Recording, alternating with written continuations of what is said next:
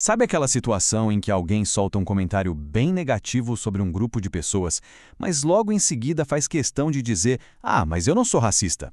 Pois é, no livro Racismo Ignorado, os autores Mark D. Ramirez e David A. M. Peterson investigam justamente esse fenômeno, uma forma de animosidade que, segundo eles, muitas vezes está ali, bem na nossa frente, mas a gente não vê. Bora mergulhar nisso para entender melhor.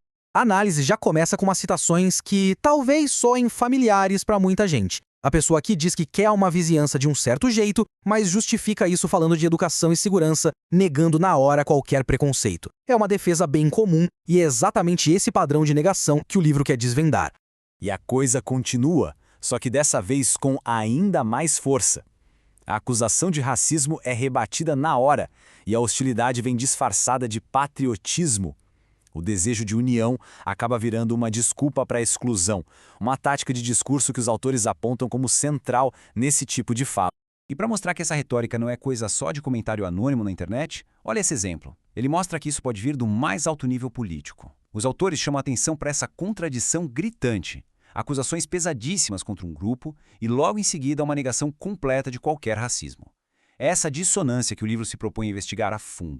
Então, com essas citações na mesa, a gente fica com um verdadeiro quebra-cabeça político, né? Como é que a gente entende essa mistura de hostilidade com negação? Bom, os autores do livro acreditam que tem a chave para resolver esse enigma. E aí que está a grande questão.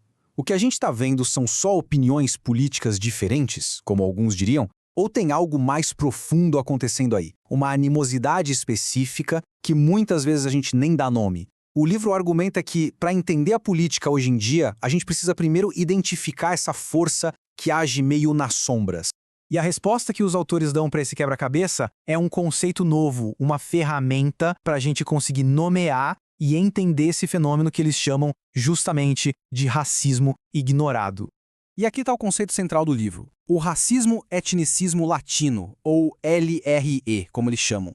E olha, é super importante entender que para os autores isso não é o racismo biológico clássico. É uma forma de animosidade bem específica, focada em preocupações com a língua, a cultura, a imigração e uma suposta criminalidade. O que torna o LRE diferente, segundo o livro, é que ele é historicamente consistente.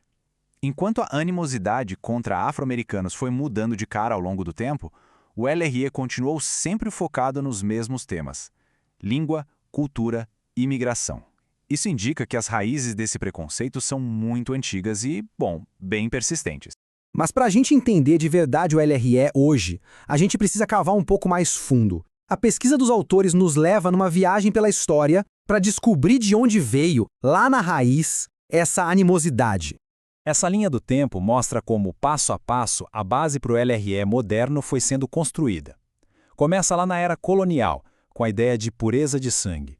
Passa por usar latinos como bode expiatório para crises econômicas e chega até a criminalização total, como nos Zoot Suit Riots, onde as vítimas foram presas e os agressores saíram livres. Cada um desses eventos foi uma camada a mais nesse preconceito. Beleza, essa é a história. Mas e hoje?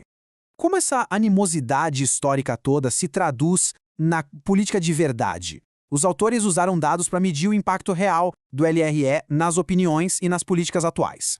E quando a gente olha para os dados, a coisa fica impressionante. O gráfico mostra uma ligação claríssima. Quanto maior a pontuação de uma pessoa na escala LRE, maior é o apoio dela a políticas de linha dura, como penas de prisão mais longas. A conexão entre essa animosidade e o desejo por punição é direta. E a mídia tem um papel fundamental em reforçar essa associação com o crime. A análise do livro mostra que, embora os latinos correspondam a 18% das prisões, eles aparecem em 25% das notícias sobre crimes na TV. Essa desproporção ajuda a fixar essa narrativa na cabeça das pessoas. E não para por aí. A influência do LRE continua forte em outros temas. A gente vê o mesmo padrão exato se repetir quando o assunto é imigração. O gráfico mostra um salto enorme no apoio à construção de um muro na fronteira entre quem tem baixo e alto LRE. Isso mostra o quão poderoso esse sentimento é para prever opiniões. Mas o impacto do LRE vai além de só concordar ou não com uma política. Os autores argumentam que ele mexe com o coração do processo democrático, as eleições e o próprio direito de votar. Esse mapa do livro ajuda a gente a visualizar onde o LRE é mais forte. As áreas mais escuras, que se concentram principalmente no sul e sudoeste, indicam os níveis mais altos dessa animosidade. Isso é importante porque mostra onde o impacto político do LRE pode ser ainda mais intenso. E qual a consequência prática disso? Bom, essa animosidade acaba virando apoio para leis que dificultam o voto, como a exigência de documentos de identidade com foto bem rigorosos. O livro traça uma linha direta entre um sentimento de preconceito e a criação de barreiras na democracia. Para provar esse ponto, os autores fizeram um experimento muito esperto. Eles pediram aos participantes que imaginassem que eram funcionários eleitorais e precisavam decidir quem manter nas listas de votação. O resultado foi bem alarmante. Os participantes com altos níveis de LRE tinham uma chance muito maior de remover eleitores hispânicos. Isso mostra como um viés pessoal pode virar uma decisão que tira de alguém o direito de votar. Ok, a gente viu a história, viu os dados, mas no fim das contas, por que tudo isso é tão importante especialmente agora? A pesquisa dos autores aponta para consequências muito reais e palpáveis no mundo em que a gente vive. Porque isso aqui não é só teoria, né? Os autores deixam bem claro que o LRE tem consequências humanas devastadoras. Ele aparece em políticas que separam famílias na fronteira, no sistema de justiça criminal desigual, em leis que dificultam o voto e num clima político que pode até acabar em violência. São impactos que afetam vidas de verdade. E com isso, a gente volta ao título do livro. Se os autores estiverem certos, e essa é uma forma de racismo ignorado, o desafio que eles deixam pra gente é poderoso. O que acontece quando a gente para de ignorá-lo? O que muda quando, como sociedade, a gente finalmente reconhece e dá nome a esse fenômeno?